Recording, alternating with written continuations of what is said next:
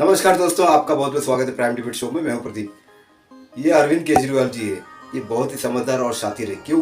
वो इसलिए कि जो विधानसभा चुनाव आने वाले हैं 5 राज्यों में, ये आने से पहले ही ये जो हर कांग्रेसी राज्य में जाकर अपना प्रचार कर रहा है और वहाँ के मुख्यमंत्रियों को चोर और भ्रष्टाचारी बता रहा है। उसे पता है कि जो हमारा INDI, इनका जो INDI बना है, ये सिर्फ लोकसभा चुनाव के लिए है, इसका विधानसभा से कुछ मतलब नहीं है। लेकिन यही बात अखिलेश यादव समझ नहीं पाए। उनकी आंख तब खुली जब कांग्रेस ने उन्हें 2 शब्दों में कह दिया कि हमारा जो INDI बना है वो बना है लोकसभा चुनाव के लिए, ना कि विधानसभा चुनाव के लिए। तो विधानसभा चुनाव में जितनी भी सीटें रहेगी हम उसमें पूरी तरह से लड़ेंगे। तो अखिलेश यादव जी हो गए हतप्रभ। तो अखिलेश यादव ने भी जवाब दे दिया, तो ठीक है, हम भी अपनी पूरी सीटें उतारेंगे। तो इनमें हो गई खटपट शुरू। अब INDI की परतें खुलनी शुरू हो गई है दोस्तों। इसमें आप देखोगे ये कांग्रेस के प्रवक्ता भी है और समाजवादी के प्रवक्ता भी है। इनसे डिबेट अमिताभ अग्निहोत्री की बहुत अच्छी तरह से हुई है। लेकिन जो समाजवादी के प्रवक्ता है, बड़े भोले वाले से लगे मुझे। कोई गुंडे पार्टी तो गुंडे टाइप के प्रवक्ता भेजने चाहिए, थोड़ा ज़्यादा मजा आता था। लेकिन ये पॉलिटिकल डिबेट है, बहुत अच्छी डिबेट है, आपको बहुत ही आनंद आएगा। रात तक देखिए। तो चलिए शुरू करते हैं डिबेट। Let's start. ये भी परेशान हो गए, हम भी परेशान हो गए, करो फिर। प्रथम ग्रासे मक्षिका पाते, संस्कृत में एक श्लोक का एक पंक्ति है, उसका अर्थ है पहले कौर में मक्खी। इब्तदाए इश्क है, रोता है क्या, आगे आगे देखिए होता है क्या।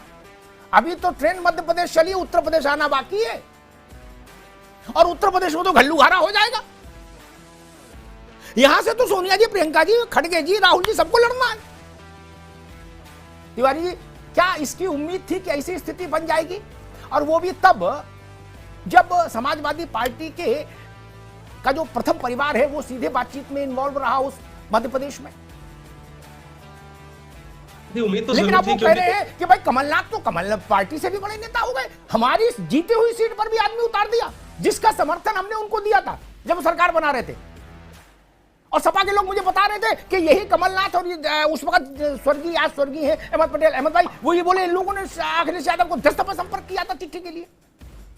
अब बोले आज ऐसी व्यवहार। तो मेरा अनुभव कहता है ये सब फर्जी बात है, एकेडमिक बात है कि राज्य का चुनाव का है, चुंगी का गठबंधन है, प्रधानी में नहीं चलेगा, जिला पंचायत में चलेगा, नगर निगम में नहीं चलेगा, ये सब नहीं चलता। जनता एक बात जानती गठबंधन है कि नहीं, ठीक। और विधानसभा में अगर आपने हमको नुकसान पहुंचाया तो हम लोकसभा में आपका नुकसान पहुंचाएंगे ही पहुंचाएंगे, चाहे कितनी भी रैली कर लो, कितना भी सेमिनार कर लो। ये मेरा अनुभव है, ठीक। एक चीज जो मैं रेखांकित कर दूं। दूसरा, एक होता बात ना मानना, ठीक है, एक होना हमको चिढ़ाना। अब तो किसी भी सेफोलॉजी के नियम का उल्लंघन है, विनिंग सीट पर कैंडिडेट आने नहीं चाहिए किसी का। चुनाव के आंकड़ों को समझने वालों का जो ABCD है वो यहां शुरू होता है गठबंधन में। दूसरी चीज, तीसरी चीज कह दूं, आपने किसको टिकट दिया?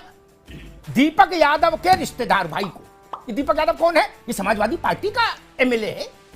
आप अखिलेश यादव को चिढ़ाएंगे भी, और उत्तर प्रदेश में अमेठी, रायबरेली, सुल्तानपुर में सब जगह खड़गे जी लड़े तो खड़गे जी के लिए सुरक्षित चुनाव क्षेत्र भी चाहेंगे जहां अखिलेश यादव उम्मीदवार ना उतारे। ये मामला अब की थोड़ा कैड़ा फंस जाएगा, ऐसा मुझे लग रहा है। रत्नाकर जी, ये बात समझ में नहीं आई। मुझसे सपा के एक बड़े नेता कह रहे थे जो उस स्तर की बातों में शामिल रहते हैं कि यही कमलनाथ और अहमद पटेल ने हमारी देहरी पर माथा रगड़ा था आके कि हमको चिट्ठी दे क्या। अब बोले दोबारा जब ज्योतिरादित्य ने बगावत की तब भी ये लोग आए हमारे पास कि आप अपने MLA बोलो।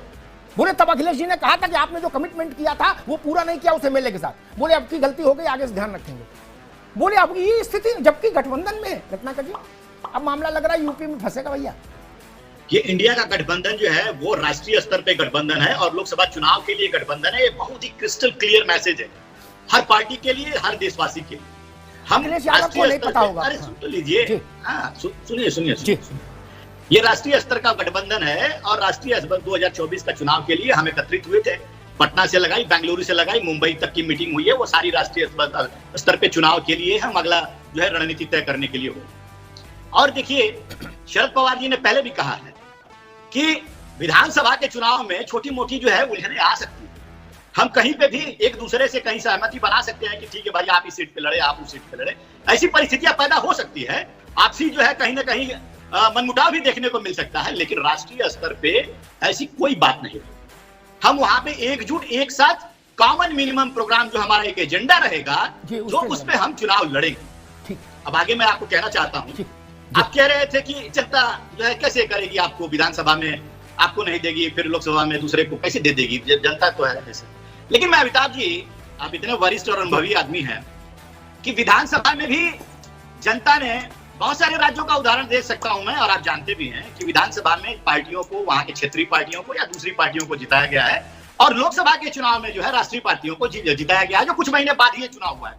तो ये जनता है, ठीक है, जनता ठीक है, मुद्दों पे, क्षेत्रीय मुद्दों पे, पार्टियों के आधार पे वोट देती रहती है। तो ये जरूरी नहीं है कि हम विधानसभा के इलेक्शन में कहते जरूरी नहीं। ठीक, रत्नाकर जी ने एक तुलना गलत कर दी, उस पर एक टिप्पणी करके फिर मैं सपा के पास चलूंगा। ये तुलना गलत कर दी कि कर्नाटक, राजस्थान, छत्तीसगढ़, मध्य प्रदेश ले लीजिए कि विधानसभा में दूसरा वर्डिक्ट था, लोकसभा में दूसरा। वो तुलना यहाँ लागू इसलिए नहीं होगी। मैंने ये कहा विधानसभा 3 महीने पहले हो रहा हो, वहां जूतों में दाल बटे, फिर लोकसभा में एक मंच पे जाओ तो मुश्किल हो जाती है। ये मैंने नहीं कहा कि एक सब मैंडेट आता, इस एक अभी नहीं ना अभी लौट जाइए। दूसरी बात रत्नाकर जी ने जो कही, अमिताभ तिवारी को वो बता रहे थे कि तिवारी जी को शायद क्लियर नहीं, हम क्लियर कर दें। तिवारी जी को क्लियर ना करो, रत्नाकर रुको भाई, तिवारी जी को क्लियर ना करो, इनको भुवन भास्कर जोशी जी को भी क्लियर ना करो, क्लियर करो अखिलेश यादव को। रुक जाओ, अखिलेश यादव पूछ रहे हैं कि कांग्रेस ये बताए कि ये गठबंधन कहां का है, राज्य में है कि नहीं है, और मध्य प्रदेश में नहीं है तो उत्तर प्रदेश में गठबंधन भूल जाओ। रत्नाकर जी को चाहिए, अब अजय राय तो नहीं बात कर सकते अखिलेश यादव से, खड़गे जी बोले अखिलेश यादव को, और ना भुवन भास्कर जोशी बात कर पाएंगे। जोशी जी गलत तो नहीं कह रहा भाई, कल रात में अखिलेश यादव कह रहे थे कि कांग्रेस बताए तो ये गठबंधन कहां का है, अब ये कह रहे कि बिल्कुल क्लियर है। अखिलेश यादव को नहीं बताया क्या? आपकी पार्टी को कांग्रेस ने नहीं बताया कि गठबंधन कहां का है, फिर अखिलेश यादव क्यों पूछ रहे हैं? समाजवादी पार्टी की मध्य प्रदेश में स्थिति वैसी है जैसे आज कांग्रेस की उत्तर प्रदेश में स्थिति है, यानी कि वहां पर हमारा जो एक विधायक है और 4 सीटों पे हम लोग वहां पर दूसरे नंबर पर आए थे और कांग्रेस वहां तीसरे नंबर पे थी। 1 सीट हम जीते और 4 पे हम उपविजेता थे। जो वहां की स्थिति है, और उत्तर प्रदेश की स्थिति छुपी नहीं है कि इनके 2 विधायक वहां पर आज है, और ये राजनीतिक रूप से वहां पर कितने मजबूत है ये हमने नहीं 22 के आंकड़ों ने बता देने का काम है। दूसरी बात, जब गठबंधन होता है और जो बातें कही गई, जब गठबंधन की लोग बैठे तो ये कहा कि बड़ा दिल दिखाने की जरूरत है, बड़ा मन करने की आवश्यकता है, हम लोगों को लड़ाई लड़नी है देश बचाने की, संविधान बचाने की, लोकतंत्र बचाने की। तो ये केवल देश, संविधान और लोकतंत्र केवल देश स्तर पर ही नहीं बचेगा, प्रदेश स्तर पर भी हो रहा है। आज की घटना भी उसमें एक शामिल है। बहुत सारी चीजों पे सरकार, भारतीय जनता पार्टी के लोग उत्तर प्रदेश में भी असंवैधानिक काम कर रहे हैं, लोकतंत्र यहाँ भी खतरे में है और राज्य को यहाँ भी बचाना है। तो ये मुद्दे अलग अलग नहीं हो सकते कि उत्तर प्रदेश में मुद्दे अलग हो जाएंगे, मध्य प्रदेश में मुद्दे अलग हो जाएंगे और देश में मुद्दे अलग आ जाएंगे। और जो बात आपने कही, आज मैं आपकी बात से इत्तेफाक रखता हूं अमिताभ जी, आपने कहा जो गठबंधन है वो लोगों के साथ हो जाए, साफ होता है। एक आम आदमी एक बात समझ पाता है, क्योंकि हम भी 29 साल से पॉलिटिक्स में, एक बात समझ में आती है कि बसपा, सपा और कांग्रेस का गठबंधन हो गया। आम आदमी को, चाहे रिक्शा चलाने वाला हो, चाहे आम आदमी को, उसको ये बात समझ में सीधी सीधी आती है। उसको आप ये नहीं समझाते नेशनल स्टेट, ये उसके कोई मतलब की बात नहीं है। उसका कि साइकिल पंजा साथ, आम भाषा में मैं आपको बताने की कोशिश, आपको क्या बता रहा हूँ, दर्शकों को बताने की कोशिश करता हूँ। तो निश्चित तौर पे अब ये जो व्यवहार इन्होंने करा है, हमारी जो सीट है वो बिजवार की, इसमें हमारा विधायक था, वहां भी कैंडिडेट घोषित कर दिया है, और 4 हमारे जो सेकंड नंबर पे थे वहां पे भी कर दिया है, और 9 सीटों की हमने घोषणा करी है। अभी 30 तारीख तक वेट एंड वॉच का हम लोग देख रहे हैं कि क्या स्थिति बनती है, लेकिन निश्चित तौर पर ये एक सुखद शुरुआत नहीं कहला सकती। मैं बिल्कुल स्पष्ट आज बात करने के मूड में। ये शुरुआत ठीक नहीं भाई, मैं तो सबके हित की बात कर रहा हूं। और आपको ध्यान रखना चाहिए, आपको उत्तर प्रदेश में हमको समाजवादी पार्टी के एक बड़े नेता, यहां नाम कोट करना चाहिए, उन्होंने सुबह कहा कि भैया अनुप्रिया पटेल की पार्टी से भी छोटी पार्टी है कांग्रेस हमारे प्रदेश में, और सच्ची बात है। एमएलए से भी और विधायक से और बोर्ड से भी बोले आपकी आई है उत्तर प्रदेश में, हम बताएंगे गठबंधन क्या होता है। तब ऐसे नहीं चलता ना। अच्छा, आप टिकट भी ऐसे को दे दिए, उनके घर से लाके तोड़ के दे दिए टिकट दीप नारायण के भाई को, तब फिर वो अमेठी में लड़ा देंगे और रायबरेली मनोज पांडे को लड़ा देंगे, तब मुश्किल हो जाएगी। लंबे अरसे से मुलायम सिंह इस बात का पालन करते थे कि गांधी परिवार के विरुद्ध उम्मीदवार ना उतरे।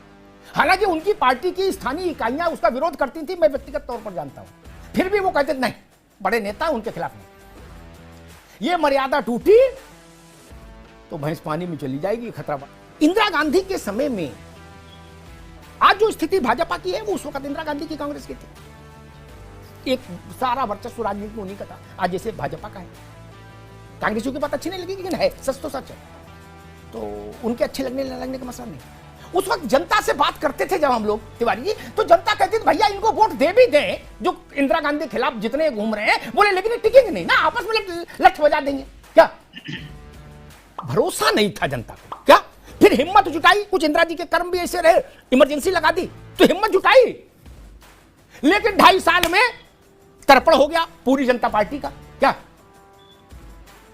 तो जनता जान गई कि भैया ये नहीं चल। वैसी ही स्थिति आज हो गई, पार्टी बदल गई, तब केंद्र में केंद्रीय भूमिका में कांग्रेस थी, अब बीजेपी आ गई। अब जो बीजेपी के खिलाफ जो गठबंधन है उसमें तू में शुरू हो गई हर जगह। केजरीवाल जी जयपुर गए और उन्होंने कहा निकम्मा मुख्यमंत्री है, किसको? अशोक गहलोत को, कांग्रेस के सीनियर मोस्ट मुख्यमंत्री, उनको कहा निकम्मा। तो भाई साहब बड़ा मुश्किल हो जाएगा वोट मांगना। फिर रत्नाकर जी गलत तो नहीं कहा मैंने? बताओ भैया। हमारे ऊपर जो ये इल्जाम लगा रहे हैं कि कैसे गठबंधन होगा, बचेगा कि नहीं बचेगा, बहुत सारे कयास लगाए जा रहे थे जब से हमारा इंडिया गठबंधन बना है कि केजरीवाल जी मीटिंग छोड़ के चले गए, ममता बनर्जी हाय बाय करके चली गई, लेकिन फिर भी हमारा गठबंधन इंटैक्ट है। लेकिन भारतीय जनता पार्टी के गठबंधन के बारे में कहीं पे भी कोई, चाहे राजनीतिक विश्लेषक हो चाहे आप हो, कोई इस चीज पर चर्चा नहीं कर रहा है कि भैया आपका गठबंधन तो कम होता जा रहा है। 38 पार्टियों का जो दल था, ये 38 पार्टियों के दल में AIADMK तो पहले ही चली गई, बाकी के जो जाने के राह में खड़ी है, जेडीएस जैसी पार्टियां, तमाम अन्य पार्टियां जाने के राह में खड़ी हैं। तो गठबंधन टूट किसका रहा है और आरोप किस पे लगाया जा रहा है? और आनंद जी दूसरी चीज कह रहे थे कि थके थकाए हारे हराए ऐसे दलों का ये गठबंधन है। मैं याद दिलाना चाहूंगा कि जो 38 दलों का इनका गठबंधन था अमिताभ जी, उसमें से 25 दल ऐसे हैं जिसके 0 सांसद हैं। कितने? 0 सांसद हैं। और 7 दल ऐसे हैं जिनके मात्र 1 सांसद है। तो थके थकाए हारे हराए गठबंधन किसका है वो जनता तय कर लेगी। तीसरी चीज मैं कहूंगा कि देखिए अमिताभ जी, अब मैं आता हूं मूल मुद्दे पे, मूल टॉपिक, और बात करूंगा मैं अपने साथी प्रवक्ता समाजवादी की।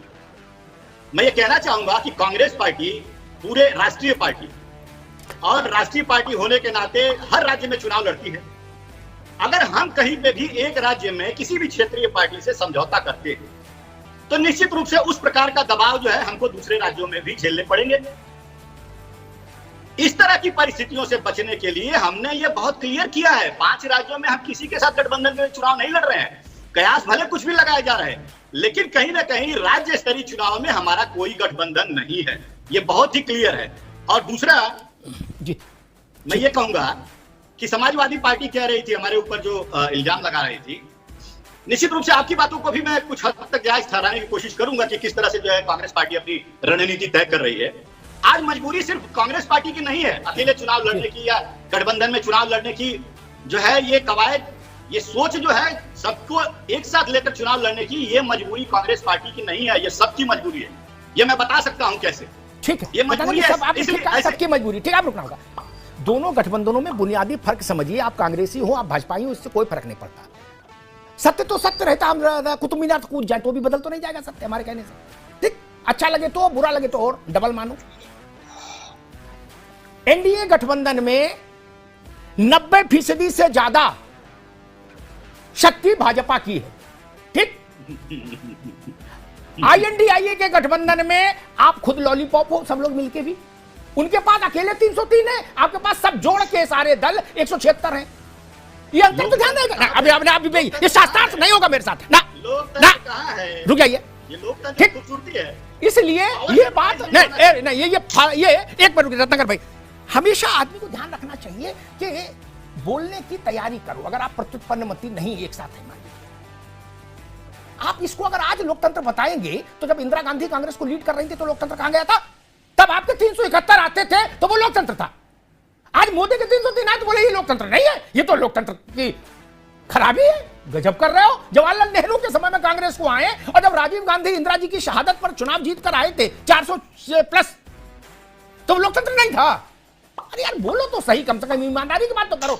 ये कैसी बातें करते हो जिसमें कोई दम नहीं, तर्क नहीं, विद्वता तो दिखाओ, कुछ सोचो तो। खैर तुमसे ना हो पाएगा, हमें तुम्हारे लक्षण बिल्कुल ठीक नहीं लग रहा है, तुमसे ना हो पाएगा। तो दोस्तों डिबेट हो गई खत्म, वीडियो हो गई पूरी। उम्मीद करता हूँ दोस्तों ये डिबेट वीडियो आपको पसंद आई होगी। मैं इसी तरह कंटेंट वीडियो बनाना पसंद करता हूँ जो आपको अच्छा लगे। अगर आपको दोस्तों ये डिबेट वीडियो या कंटेंट मेरा काम पसंद आए तो चैनल सब्सक्राइब करते जरूर जाना। मिलता हूँ आपसे अगले वीडियो में, तब तक के लिए जय हिंद, वंदे मातरम।